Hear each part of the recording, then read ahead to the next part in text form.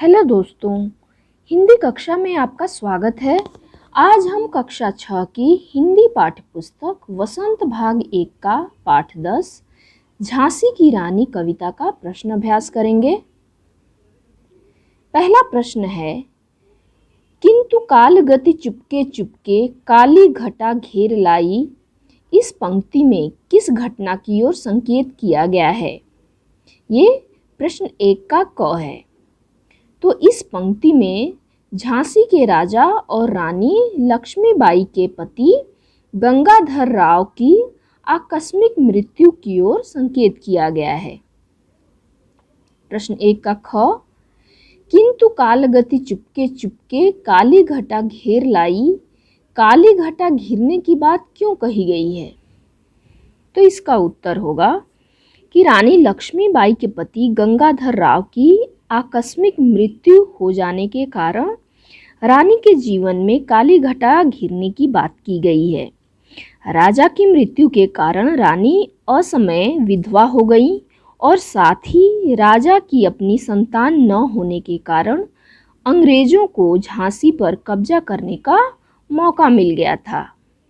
प्रश्न 2, कविता की दूसरी पंक्ति में भारत को बूढ़ा कहकर और उसमें नई जवानी आने की बात कहकर सुभद्रा कुमारी चौहान क्या बताना चाहती हैं? तो इसका उत्तर है कि हमारे भारतवर्ष के गुलाम होने के कारण एक तरह से चारों ओर मायूसी वाला वातावरण बन गया था। भारतीय वीरों का साहस कमजोर हो गया था। सभी अपने को असहाय महसूस करने लगे थे।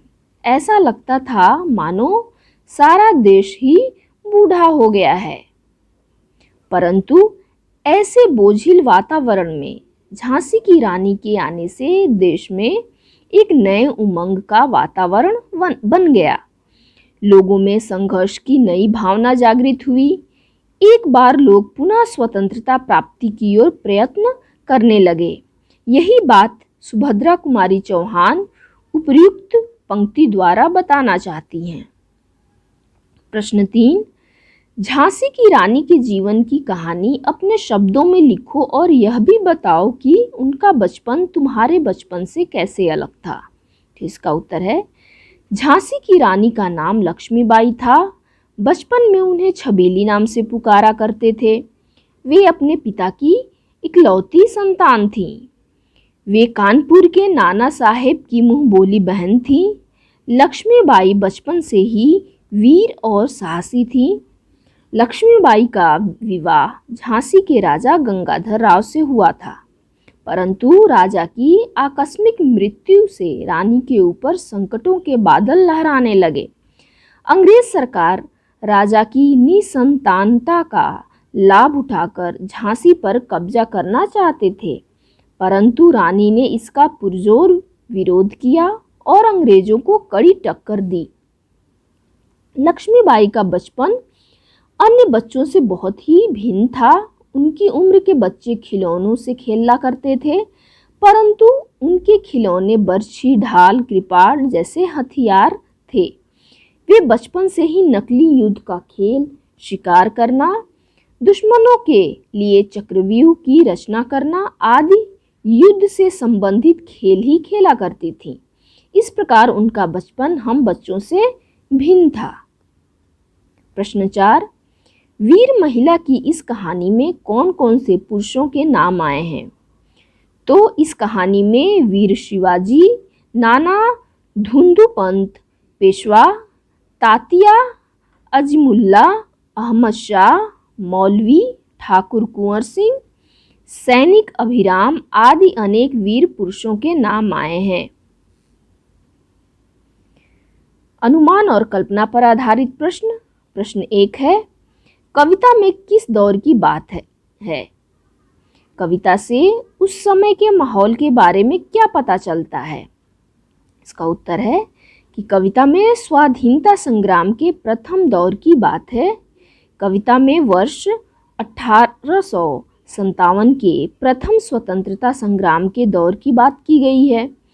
इस संग्राम में झांसी की रानी लक्ष्मीबाई ने महत्वपूर्ण भूमिका निभाई थी।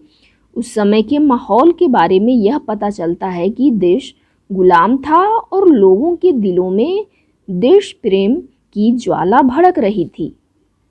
वे आज़ादी पाने के लिए लालायित थे, लेकिन संगठन का अभाव, राजाओं की स्वार्थ प्रवृत्ति, आपसी फूट आदि के कारण हमारा आंदोलन सफल नहीं हो पाया। ऐसे विषम वातावरण में भी झांसी की रानी लक्ष्मीबाई और कुछ अन्य वीरों ने स्वतंत्रता की चिंगारी को सुलगाने का अभूतपूर्व प्रयास किया। प्रश्न 2, सुभद्रा कुमारी चौहान लक्ष्मीबाई को मर्दानी क्यों कहती हैं? इसका उत्तर है, झांसी की रानी एक महिला होते हुए भी उनमें पुरुषोचित गुण, साहस, वीरता, युद्ध कला में निपुणता, निडरता आदि विद्यमान थे। उन्होंने युद्ध भूमि में अंग्रेजों के दांत खट्टे कर दिए थे। उनकी वीरता का लोहा भारतवासियों के साथ साथ अंग्रेजों ने भी माना था। अतः सुभद्रा कुमारी चौहान ने लक्ष्मीबाई के इसी अभूतपूर्व साहस, शौर्य तथा वीरता का परिचय कराने के लिए मर्दानी शब्द का प्रयोग किया है। प्रश्न 1 है, बर्छी, कृपाण, कटारी उस जमाने के हथियार थे। आजकल प्रयोग में लाए जाने वाले हथियारों के नाम लिखो। इसका उत्तर होगा, आजकल अति आधुनिक हथियारों जैसे तकनीकी क्षमता से सुसज्जित बंदूकें, टैंक, तोप, मिसाइल, परमाणु अस्त्र आदि हथियारों का प्रयोग किया जाता है। प्रश्न 2 है, लक्ष्मीबाई के समय में ज्यादा लड़कियां वीरांगना नहीं हुईं क्योंकि लड़ना उनका काम नहीं माना जाता था। भारतीय सेना में अब क्या स्थिति है, पता करो। इसका उत्तर होगा, आज हमारी भारतीय सेना के तीनों सैन्य दल, जल, थल और वायु सेना में हमें लड़कियां दिखाई देती हैं। आज वे इन सेनाओं के उच्च पदों पर कार्यरत हैं। इस सब के बावजूद अभी भी सेना में लड़कियों की संख्या बहुत ही कम है।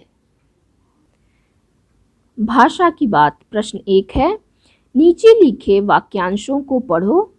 झांसी की रानी, मिट्टी का घरौंदा, प्रेमचंद की कहानी, पेड़ की छाया, ढाक के 3 पात, नहाने का साबुन, मील का पत्थर, रेशमा के बच्चे, बनारस के आम, का, के और की 2 संज्ञाओं का संबंध बताते हैं। ऊपर दिए गए वाक्यांशों में अलग अलग जगह इन तीनों का प्रयोग हुआ है। ध्यान से पढ़ो और कक्षा में बताओ कि का, के और की का प्रयोग कहाँ और क्यों हो रहा है। इसका उत्तर है कि का, के और की संबंध कारक के चिन्ह हैं। इन्हें परसर्ग भी कहते हैं। इनका प्रयोग संज्ञा के अनुसार होता है। स्त्रीलिंग संबंधी संज्ञा के पूर्व की, पुल्लिंग संबंधी संज्ञा के पूर्व का और बहुवचन पुल्लिंग संबंधी संज्ञा के पूर्व के का प्रयोग होता है। का प्रयोग एक वचन संज्ञा शब्दों के साथ हुआ है। मिट्टी का घरौंदा। घरौंदा एक वचन पुल्लिंग है। घरौंदे का संबंध मिट्टी से बताने के लिए का प्रयोग हुआ है। मील का पत्थर। पत्थर पुल्लिंग है और एक वचन है, इसलिए उससे पहले का प्रयोग हुआ है। नहाने का साबुन। साबुन पुल्लिंग है और एक वचन है, इसलिए उसके पहले का प्रयोग हुआ है। के का प्रयोग बहुवचन संज्ञा शब्दों के साथ हुआ है। रेशमा के बच्चे। बच्चे बहुवचन है, अतः बच्चे के पहले के का प्रयोग हुआ है। बनारस के आम। आम पुल्लिंग एवं बहुवचन शब्द है, अतः उसके पहले के प्रयुक्त है। की का प्रयोग स्त्रीलिंग सूचक संज्ञा शब्दों के साथ प्रयोग हुआ है। झांसी की रानी। रानी स्त्रीलिंग है, इसलिए उसके पूर्व की लगा है। पेड़ की छाया। छाया स्त्रीलिंग है, इसलिए उसके पूर्व की लगा है। तो इस प्रश्न के साथ ही इस पाठ के प्रश्न अभ्यास समाप्त होते हैं। अगले वीडियो में हम फिर मिलेंगे। धन्यवाद।